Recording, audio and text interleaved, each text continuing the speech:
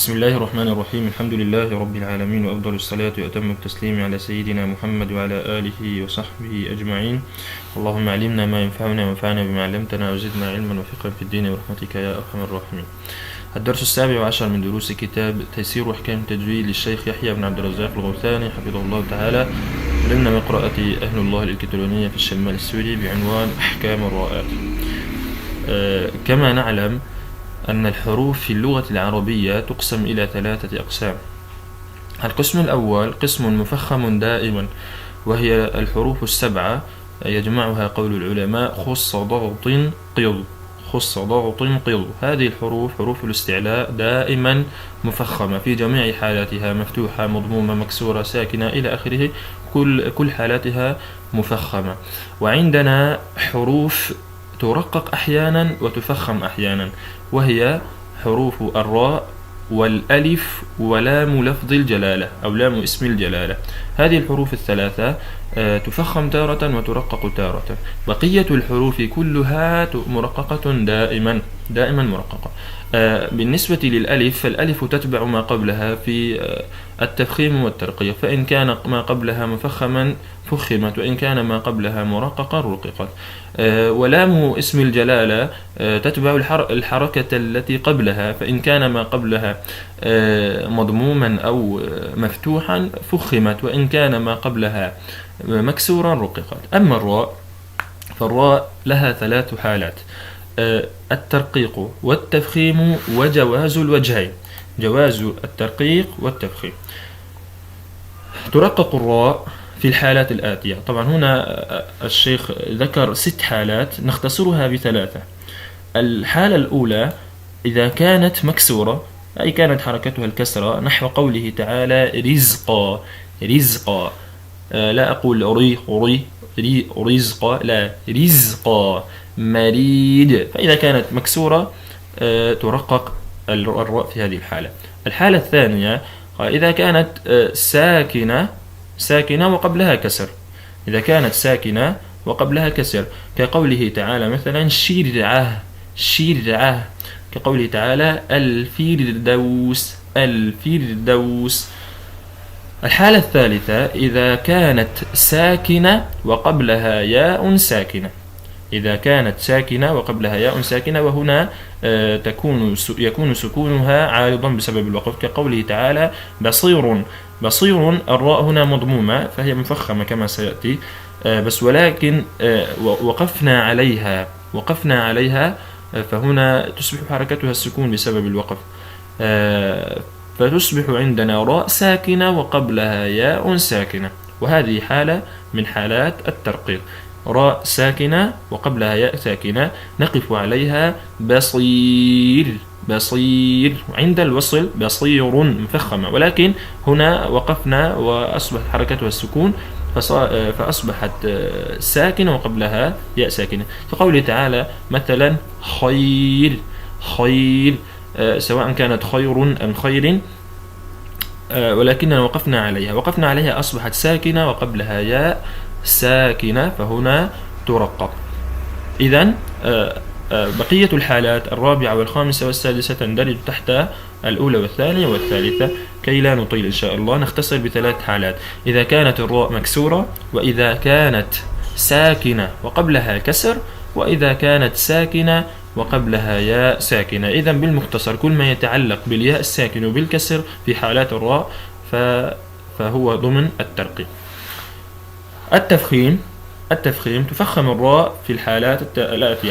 تكلمنا أن الترقيق متعلق بالكسر، فما تعلق بالضم والفتح فهو في التفخيم، فإذا كانت الراء مضمومة مثلا كقوله تعالى أبصارها رحماء، هنا تفخم. إذا كانت مفتوحة ربنا فراشا مثلا. إذا كانت ساكنة بعد ضم أي قبلها ضمة كقوله تعالى الغرفة، الغرفة، فهنا أيضا تفخم. إذا كانت ساكنة بعد فتح كقوله تعالى مريم، مريم، وهذه الكلمة كثيرا ما يخطئ بها القراء فيقول مريم، لا مريم. هذه ال4 حالات واضحة. الحالة الخامسة إذا كانت الراء ساكنة بعد كسر أصلي وبعدها حرف من حروف الاستعلاء في كلمة واحدة. وهنا نضيف ملاحظة: وبعدها حرف من حروف الاستعلاء غير مكسور في كلمة واحدة، شرط أن يكون غير مكسور. كلمة مرصادة مثلا، مرصادة. مر معنا منذ قليل أن الراء إذا كانت ساكنة وقبلها كسر فتكون من حالة الترقيق، بس ولكن هنا جاء بعدها حرف استعلاء الذي هو الصاد، حرف استعلاء غير مكسور في كلمة واحدة. كل كلمة من هذه الحالة هي مهمة، كل كلمة من هذه الحالة هي مهمة، لأننا إن فقدناها فقدنا شرطا من شروط هذه الكلمة، وبالتالي لم يعد الحكم حكم تفخيم. إذا كانت الراء ساكنة، هذه الراء ساكنة وقبلها كسر أصلي، الميم التي قبلها مكسورة، وبعدها حرف من حروف الاستعلاء الذي هو الصاد في كلمة واحدة هي كلمة مرصادة، هذا حرف الاستعلاء غير مكسور. فكل هذه الشروط ضرورية في هذه الكلمة، وهي عدة كلمات في القرآن الكريم، هي مرصادة، إرصادة، وقرطاس، وفرقة. هذه 4 كلمات تطابقت عليها هذه الشروط. الحالة السادسة: إذا كانت الراء ساكنة بعد كسر عارض، وقد تطرقنا للفرق بين الحركة العارضة والحركة الأصلية. نحو قوله تعالى: أمر تابوا، هنا حركة الميم الأصلية هي السكون، إرتابوا، هذا الأصل، إرتابوا. ولكن بسبب وجود همزة الوصل والراء الساكنة فهنا نتخلص من التقاء الساكنين بكسر الميم، نقول أمر تابوا.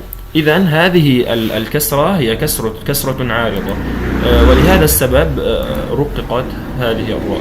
أما إذا كانت كسرة أصلية كما مر معنا منذ قليل فترقق الراء، كقوله تعالى: لمن يرتضى، هذه النون في أصلها ساكنة، لمن ارتضى، بسبب وجود الساكنين حركت منع من التقاء الساكنين، أصبحت لمن يرتضى. الحالة السابعة: إذا كانت ساكنة وقبلها ساكن وقبلها فتح، إذا كانت ساكنة وقبلها ساكن وقبلها فتح، وهذه الحالة تكون في حالة الوقف، كقوله تعالى: إذا وقفت على قوله تعالى: الفجر والفجر، هنا عند الوقف أصبحت حركة الراء سكون، وقبلها الجيم ساكنة، وقبلها أيضا فاء مفتوحة، فأصبح عندنا راء ساكنة قبلها ساكن قبلها فتح، فهنا حالة من حالات التفخيم. أو الضم، إذا كانت ساكنة، إذا وقفنا على كلمة الأمور مثلا، إذا كانت ساكنة قبلها ساكن، الواو ساكنة وقبلها ضم، فهنا أيضا حالة من حالات التفخيم. هذه هي حالات التفخيم السبعة. متى يجوز الوجهان؟ يجوز الوجهان في بعض الحالات، مثل قوله تعالى: فرق ومصر والقطر. نفرق بين الثلاث أمثلة: كلمة فرق حالة، وكلمة مصر والقطر حالة ثانية. كلمة فرق جاز فيها الوجهان وصلا فقط، نحفظها هذه، جاز فيها الوجهان وصلا فقط، وهي أن تكون الراء ساكنة وقبلها كسر وبعدها حرف استعلاء مكسور، فهنا جاز فيها الوجهان وصلا فقط. أما إن وقفت عليها أصبحت فرق، فهي مفخمة، كأقول بالتفخيم والترقيق: فرق أو فرق كالطول. كلمة مصر والقطر أيضا جاز فيها الوجهان ولكن وقفا فقط، أما عند الوصل فمصر مفخمة بسبب الفتحة، والقطر مرققة بسبب الكسرة. عند الوقف على مصر والقطر يجوز فيها الوجهان بسبب حرف الاستعلاء الموجود هنا قبل الراء الساكنة وقبلها كسر، فهنا وجد سبب الترقيق وسبب التفخيم، فعند الوقف يجاز الوجهان، فأقول مصر أو مصر بالتفخيم والترقيق وقفا فقط، وأقول القطر وقفا فقط. أما عند الوصل فالقطر مرققة بسبب الكسر، ومصر مفخمة بسبب الفتح. هذا ما كان من توفيق فمن الله وحده، وما كان من خطأ فمن نفسي والشيطان، والحمد لله رب العالمين.